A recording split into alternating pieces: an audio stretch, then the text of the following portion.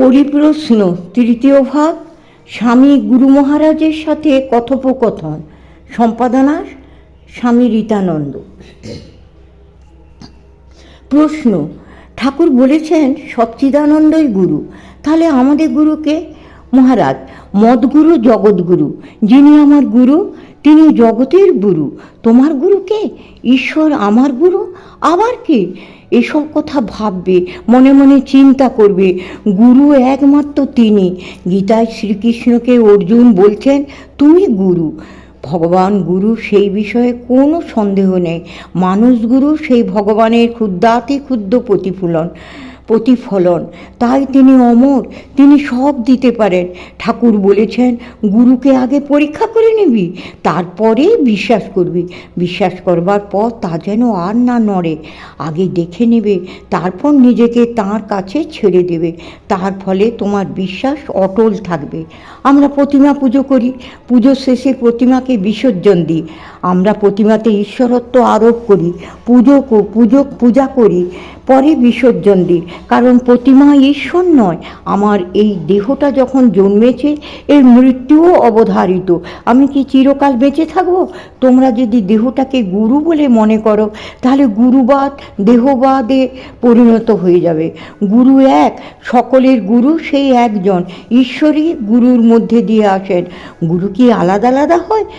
যখন আমরা বলি গুরুর ব্রহ্মা, গুরুর বিষ্ণু, গুরুর দেব মহেশ্বর, গুরুরেব পরম ব্রহ্ম তস্মৈ শ্রী গুরবে নমঃ, তাহলে ব্রহ্মা, বিষ্ণু, মহেশ্বর কি অনেক? সুতরাং সকলে গুরু একজনই। তিনি গুরুর মধ্য দিয়ে প্রকাশিত। গুরুর দেহ গেলেও তিনি সূক্ষ্ম শরীরে শিষ্যের অন্তরে থাকেন চিরকাল। তিনি নিত্য গুরু, তার কখনো বিনাশ নাই। তোমরা যদি সেইভাবে এই দেহটাকে গুরু না ভেবে এর ভিতরে যিনি নিত্য তাকে ভালোবাসো, তাহলে কোনো দিন গুরুকে হারাতে হবে না।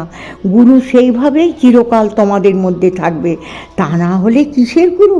সেই নিত্য গুরু হিসেবে তিনিই গুরু, তিনিই ইষ্ট, তিনিই ঈশ্বর। তিনি এক, অদ্বিতীয়, আলাদা আলাদা কিছু নেই। এইভাবে যদি ভাবতে পারো তো চিরকাল তোমার গুরুকে তুমি পাবে। তাকে কখনো হারাতে হবে না। গুরু সব কিছু নিয়ন্ত্রণ করেন, মানে তোমাকে চালান, তোমার বুদ্ধিকে চালান। গুরু ব্রহ্মা, তার শরণাগত না হলে তিনি লাগাম ধরেন না। তিনিও লাগাম ধরবেন, আবার তুমিও ধরবে, তাহলে তো লাগাম ছিঁড়ে যাবে। এক্ষুনি বলছো তুমি যা করবার করো, আবার পরক্ষণেই বলছো তুমি এই করো, তুমি ওই করো। ভগবানের নাম করতে করতে প্রথমে এত বেলপাতা, এত জপ এসব দরকার হয়। তারপর সাধনা করতে করতে তার নামে বিভোর হয়ে যায়। তখন ঠাকুর এই বলেছেন, সেই বলেছেন, এসব বলে না। ব্রহ্মজ্ঞান হলে হইচই বন্ধ হয়। ভগবানের নামে বিভোর হয়ে থাকলে হইচই হয় না। প্রশ্ন: মহারাজ, তার ওপরে সম্পূর্ণ ছেড়ে দেওয়া কিভাবে আসে? মহারাজ, শোনো একটা ঘটনা বলি। আমি তখন দেরাদুনের রাজপুর গ্রামে আছি। একটা পাহাড়ের উপর ভবানী মন্দির, তার পিছন দিকে দুটি ঘর। সামনে ভক্তরা এলো, পিছনে নির্জন। ওখানে গেছি কিছুদিন নির্জনে তপস্যা করতে। একদিন সকালে উঠে দেখি খুব হইচই, মিটিং হবে সামনের মাঠে। শুনলাম কাদের যেন কনফারেন্স চলবে 1 মাস ধরে। ভাবলাম এখানে তো আর থাকা যাবে না, অন্য কোনো জায়গা খুঁজতে বেরোলাম। সারাদিন হেঁটে হেঁটে কোথাও দেখি একটা গুহা জলে ভর্তি, কোথাও একটা গুহায় অন্য জন্তু থাকে। এই করে করে সারা দিনেও আর কোনো জায়গা পেলাম না থাকবার মতো। সন্ধেবেলায় দেহ মন অবসন্ন, ঘরে ফিরছি। হঠাৎ আস্তে আস্তে মনে হলো, আচ্ছা এত তো ছুটোছুটি করলাম, সব নিষ্ফল হলো। তার মানে এসব তো তাঁর ইচ্ছা, আমার ইচ্ছায় কিছু হলো না। তবে তাঁর ইচ্ছা পূর্ণ হোক, আমি স্ট্রাগল ছেড়ে দিই। খুব একটা নির্ভরতা এলো মনে। তখনই দেহ মন কেমন শান্ত হয়ে গেল, খুব রিলিফ বোধ করলাম। তখনও মাইক বাজছে, কিন্তু কিছুই কানে যাচ্ছে না। নিশ্চিন্ত হয়ে ঘুমিয়ে পড়লাম।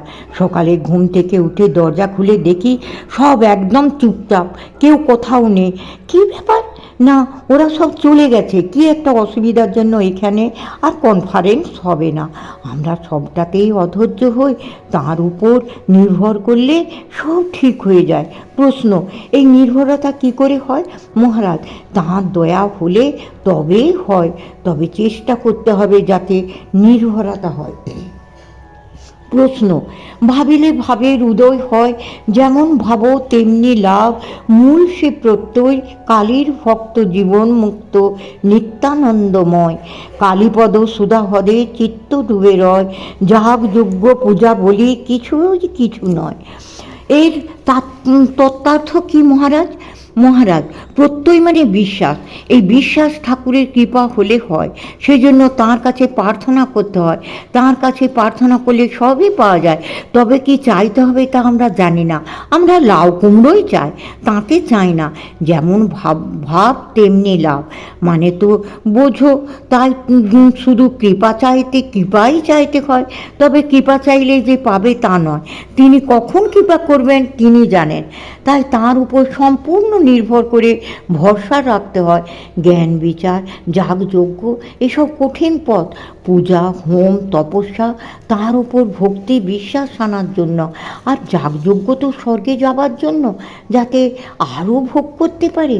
কিন্তু প্রকৃত ভক্ত চায় না, কালীপদ সুধা হরদে ডুবে থাকতে চায়।